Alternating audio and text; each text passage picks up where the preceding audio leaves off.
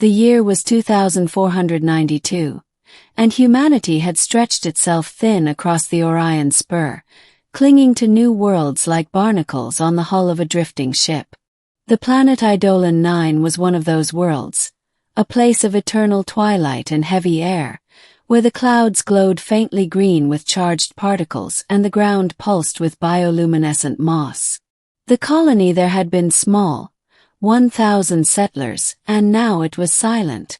When the distress signal reached the Galactic Council, it carried nothing but static, a fragment of an automated warning repeating every 13 seconds. Do not land.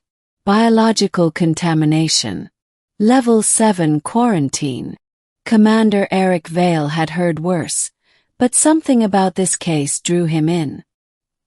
He was a xenobiologist turned soldier, haunted by the sound of his mentor's voice the day the Andaris plague wiped out an entire station. He'd promised himself never again to ignore a biological mystery, especially one wrapped in silence. Now he stood on the deck of the exploration frigate Solstice Arrow, staring down at Eidolon 9. Any life signs? He asked. Lieutenant Yara Lin scanned the readings. One, sir. Deep in the ruins of the central colony hub. Human pattern. But it's fluctuating. Eric frowned. One survivor after a level 7 event. That's what the system says, Yara replied. If it's human, it shouldn't be alive. He strapped on his atmospheric armor anyway. Prep the shuttle. We're going down. To the girl in the glass chamber. The colony was a ghost town. Buildings had been overtaken by luminous vines that hummed faintly when touched. His boots sank slightly into the moss, which released small motes of light like dust in sunlight. Inside the central research dome, he found the source of the life reading, a cryostasis chamber humming quietly beneath layers of overgrowth. When he wiped the frost from the viewing window, he froze. Inside was a woman, slender, silver-skinned, with hair like molten mercury floating around her in the gel suspension. Her eyes were closed, her chest rising and falling in slow rhythm. A tag on the chamber read, Subject Lyra, 7. Xenohybrid, Human Genome Integration Experiment. He muttered, a hybrid, and began downloading the logs. The files were fragmented, but the gist was clear. The Eidolon 9 scientists had attempted something forbidden, merging alien and human DNA to create a symbiotic species capable of surviving on worlds hostile to Earth life. The logs became increasingly frantic near the end, entries mentioning cross-species necrosis, toxic biofields, and fatal contact syndrome. The last log entry was a voice recording. She isn't what we thought. Her body emits an energy field lethal to unshielded humans. Everyone who tried to touch her died. She begged us to end it, but we couldn't. If you find this, don't open the chamber. Eric stared at the sleeping figure. Despite the warning, there was something heartbreakingly human in her face. He hesitated, then overrode the lock. The chamber hissed. The gel drained away. Lyra, 7, opened her eyes. They were silver like liquid metal and yet full of fear. 3. The impossible survivor. Her first words were faint, almost a whisper. You shouldn't be here. Eric kept his distance. You're human. I was. Once, she said, stepping out onto the floor.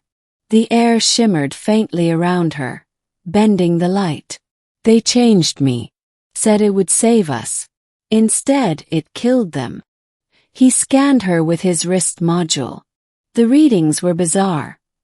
Her body emitted a bio-radiant field unlike anything catalogued. Molecular decay signatures pulsed at the perimeter, confirming the warning. Her proximity could kill. I can't leave you here, he said. You can't take me, she replied, voice trembling. My body destabilizes organic matter. You'll die. Then how are you alive? I'm not fully human. My cells repair themselves faster than they decay. Yours wouldn't. Her tone was apologetic, almost ashamed. Eric saw no monster, only a frightened girl carrying the guilt of an entire colony. The logs had painted her as a weapon, but in her eyes, he saw loneliness older than death. He stepped closer. His armor sensors began to chirp warnings. Stay back, she warned. Not until I find out what happened here. She hesitated, then led him to the control room. The monitors flickered to life under her touch. They thought merging me with Eidolon's dominant life form would allow colonists to adapt, she said. But the alien's energy field bonded to human DNA unpredictably. My body became poisonous to others. When they realized it was too late. And you've been in stasis ever since. She nodded. They sealed me away to stop the spread. Eric's chest tightened. You're not the contagion. You're the cure we never understood. Her expression softened for the first time. You believe that. I have to. For the field of death. The solstice arrow's orbit decayed slowly overhead, and communications grew patchy. When Eric tried to signal Yara, only static answered. Lyra closed her eyes. Your ship is inside the contamination cloud. It'll reach the upper atmosphere in hours. He checked the readings. She was right. The colony's mutated lifeforms had begun releasing spores that emitted the same lethal radiation as her biofield. The planet itself was transforming, mimicking her biology. Soon it would consume everything. There's a way to stop it, she said softly. But it means I can't leave. No, Eric said. There has to be another way. I'm linked to this planet now. My body's field anchors the energy web. If I deactivate it, the contagion dies, but so do I. He clenched his fists. We can contain it. Extract you. She shook her head. Containment failed the moment you landed. I can sense the spread. Her composure cracked. Please, Commander Vale. Let me do this. But Eric was already working on his terminal, trying to recalibrate his armor shielding. If your energy field kills unprotected humans, then I'll just increase protection. You don't understand, she whispered. You can't save both me and yourself. Watch me. V-contact. They spent the next hour in silence, working side by side. She guided him through the alien architecture, explaining how the spores resonated with her biofield like a neural network. Despite her warnings, he found himself drawn to her voice. Soft, melodic, filled with unspoken sorrow. At one point he caught her studying him. What? He asked. You remind me of them, she said. The ones who created me. They looked at me with hope. You look at me with mercy. He almost smiled. Maybe I'm just stubborn. When they reached the containment core, Lyra stepped onto the glowing platform. Once I begin, you need to leave, she said. No chance. Eric, please. He removed his helmet. The system screamed with alarms, but he ignored them. You said your field kills unprotected humans, he said. So why am I still alive? Her eyes widened. You're too close. Answer me. She hesitated, scanning him with her own bioluminescent energy. The readings confused her. You've been exposed to Eidolon's spore since you landed, she said slowly. Your cells. They've partially adapted. You're changing. He felt a chill crawl up his spine. Into what? Something between human and me. She reached out instinctively, then pulled her hand back in horror. If I touch you, then we'll find out. Before she could stop him, He stepped forward and caught her hand. The world flared white. 6. The transformation. Pain hit like lightning, but beneath it was something else. Connection. He felt her thoughts pour into him. Memories of her creation, the screams of dying scientists, her decades of silence and guilt. She felt his defiance, his grief, his yearning for understanding. Energy pulsed between them, a storm of silver and blue light. The air hummed like the inside of a living star. When it faded, Eric collapsed, gasping.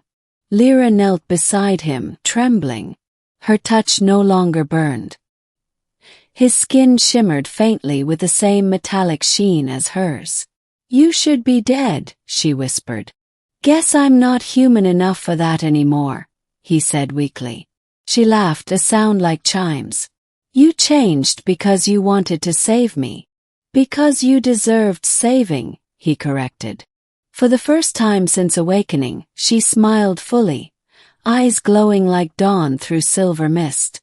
7. The kiss that broke the field. The energy web pulsed violently.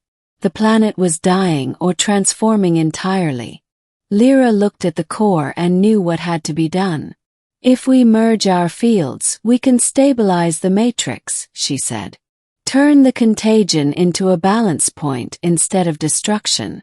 But it will only work if our bond holds." "Then it'll hold," Eric said. She stepped close. The air shimmered again, but this time it was gentle. The edges of her field folded into his, harmonizing like music. Her breath trembled against his. "Are you afraid?" she asked. He shook his head. "Only of not doing this." And then he kissed her. The universe seemed to pause. Energy surged outward in concentric waves, spreading across the planet's surface. Every glowing vine, every alien spore, every corrupted cell resonated with that pulse. Two energies merging, not to destroy but to transform. When the light faded, the moss glowed a soft blue instead of lethal green. The atmosphere readings normalized.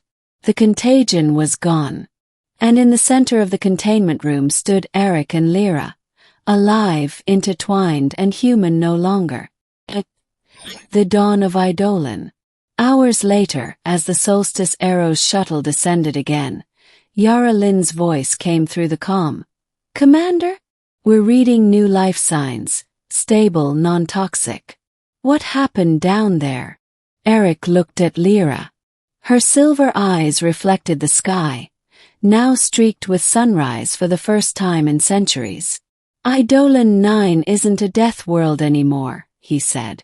"It's reborn." Yara hesitated. "And the subject?" "She's not a subject," he said quietly. "She's the planet's first citizen." Lyra smiled faintly, brushing a strand of metallic hair from her face. "And you?" He smiled back. "I guess I'm the second." As the shuttle approached, she looked wistfully toward the horizon. "Do you think they'll accept what we've become?" "Doesn't matter," Eric said. "They'll have to. Because even if the galaxy feared what they represented, he knew the truth. Humanity's future wasn't pure or isolated. It was hybrid, born of courage and compassion. And somewhere deep beneath the glowing soil, the planet pulsed with their shared heartbeat, alive, balanced, and waiting for new life to begin.